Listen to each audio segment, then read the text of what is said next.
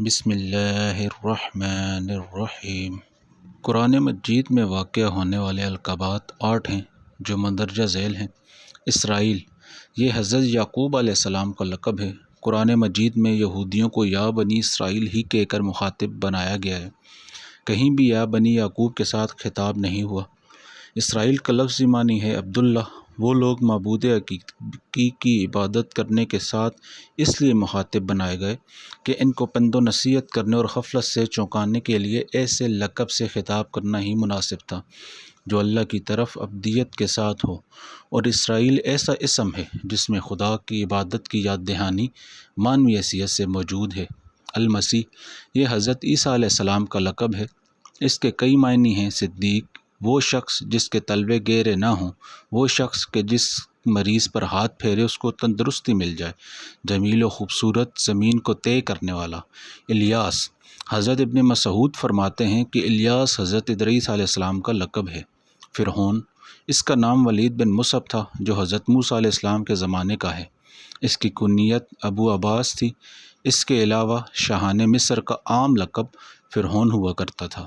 ذوالکفل، اس میں کئی اقوال ہیں۔ حضرت الیاس علیہ السلام کا لقب ہے، حضرت یوش کا لقب ہے، حضرت یسع کا لقب ہے، حضرت زکریا علیہ السلام کا لقب ہے۔ نوح، یہ حضرت نوح علیہ السلام کا لقب ہے۔ اصلی نام عبد الغفار ہے، بکثرت گریہ فرمانے کی وجہ سے نوح لقب ہوا۔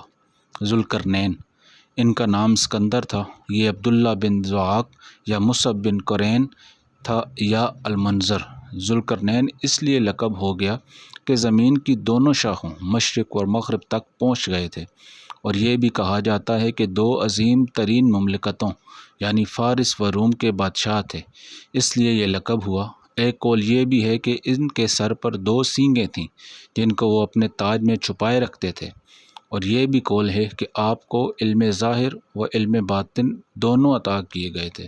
ان کے علاوہ اور بھی اقوال ہیں۔ زمین کو طے کرنے والا۔ تبا، اس کا نام اسد بن ملکی کرب تھا۔ اس کے متابعین بکثرت سے تھے، اس لیے تبا کے لقب سے مشہور ہو گیا۔